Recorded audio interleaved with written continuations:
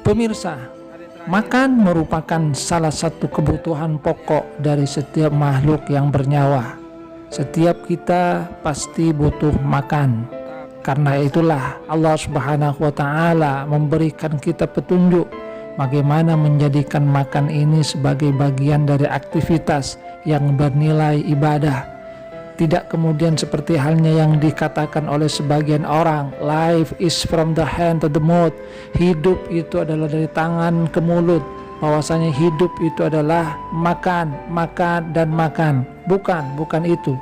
Makan memang merupakan kebutuhan pokok dari manusia.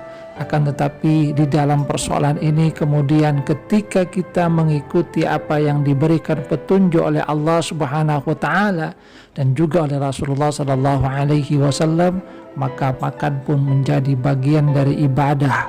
Di dalam Al-Quran Allah Subhanahu wa Ta'ala berfirman, A'udzubillahi minasyaitonir rajim, Ya ayyuhan nasu kulu mimma fil ardi halalan thayyiba wala tattabi'u khutuwatis syaitan innahu lakum aduwwum mubin. Wahai manusia, makanlah dari apa yang ada di bumi ini yang secara halal dan baik, dan janganlah kalian mengikuti langkah-langkah setan. Sesungguhnya setan itu adalah musuh yang nyata bagi kalian. Di dalam ayat ini Allah Subhanahu wa Ta'ala memberikan petunjuk bagaimana menjadikan makan itu sebagai bagian dari aktivitas ibadah. Ketika kita mengikuti perintah Allah Subhanahu wa Ta'ala, kita makan makanan yang halal, kita makan makanan yang baik, maka disitulah kita berarti melaksanakan perintah Allah. Manakala kita melaksanakan perintah Allah, maka itu akan menjadi bagian dari amal ibadah kita. Rasulullah Sallallahu Alaihi Wasallam juga memberikan kita petunjuk bagaimana menjadikan makan itu bagian dari aktivitas ibadah. Yang pertama adalah niatkan dengan baik, niatkan dalam rangka menjaga ketaatan kepada Allah Subhanahu wa Ta'ala, yang artinya menjaga makan kita berharap tetap konsisten menjadi orang yang baik, orang yang bisa melaksanakan apa yang diperintahkan oleh Allah Subhanahu wa Ta'ala. Yang kedua adalah jangan berlebihan, tidak mengkonsumsi secara berlebihan, bukan mubazir. Yang ketiga, sebagaimana yang disyaratkan oleh Allah Subhanahu wa Ta'ala, makanlah yang halal dan yang baik.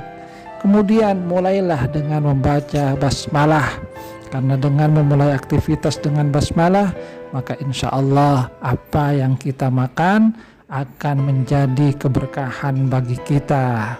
Di dalam hadis Rasulullah Sallallahu Alaihi Wasallam mengisyaratkan manakala kita makan tidak dimulai dengan basmalah, maka mungkin saja setan itu akan ikut di dalam makanan yang kita makan. Dan yang berikutnya, jangan pernah mencelah makanan, karena ini merupakan karunia dari Allah Subhanahu wa Ta'ala. Di dalam riwayat hadis Bukhari Muslim dikatakan bahwasanya ma'aba Rasulullah Sallallahu Alaihi Wasallam ta'aman qattu, Rasulullah itu tidak pernah mencelah makanan. Ini ishtahahu akalah, kalau beliau berkenan beliau makan, wa ingkarihahu tarakahu, kalau tidak berkenan beliau meninggalkan tanpa mencelah makanan. Dan yang terakhir, syukurilah setiap makanan yang kita makan, seperti apapun itu. Karena ketika kita bersyukur, maka Allah Subhanahu wa Ta'ala pasti akan menambah nikmatnya kepada kita. La in syakartum la azidannakum wa la in kafartum inna azabi lasyadid.